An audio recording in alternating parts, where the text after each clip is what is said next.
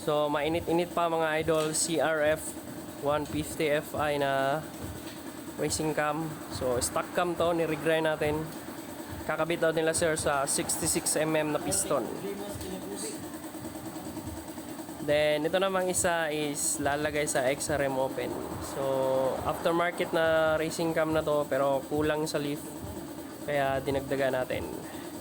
And mayroon din kaming bagong buo dito na motor.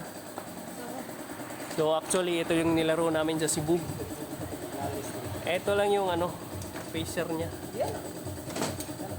So ilalaro namin to sa Tagum Open category. And thank you Stupid Works sa Tambutso.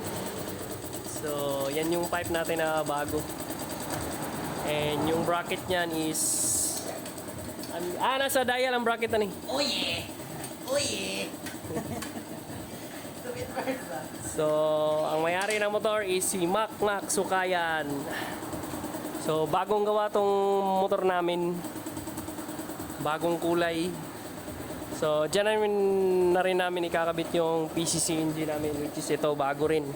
So gumawa ako ng bagong PCC gamit yung mga lumang makina natin. So as usual, hindi malakas, hindi rin mahina, saktong sakto lang. So yung FI natin is nasa itaas.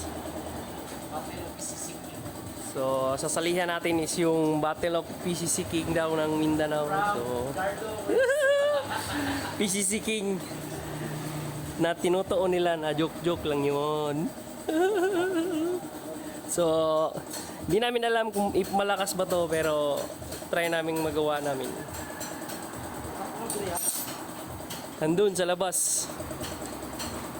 So ang dito na lang yung video. Thank you very much sa mga sumuporta sa amin, Pitch Bike Philippines. Sa mga may-ari, Mac Sukayan, Boss and marami pang iba. Nagmamasin si Roy doon. May binubuo siya rito na NMAX to 189cc.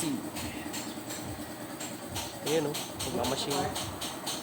Ciao!